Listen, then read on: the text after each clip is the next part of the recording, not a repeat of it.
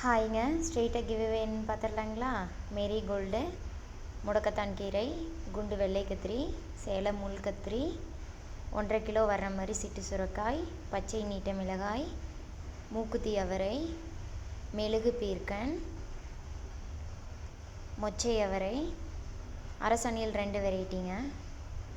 அடுத்து காராமணி. தேவைப்படுறவங்க சப்ஸ்கிரைப் பண்ணிவிட்டு, இந்த விதையெல்லாமே வர்ஷா தோட்டம் மூலமாக மட்டும்தான் நம்ம கொடுத்துட்ருக்குறோம்.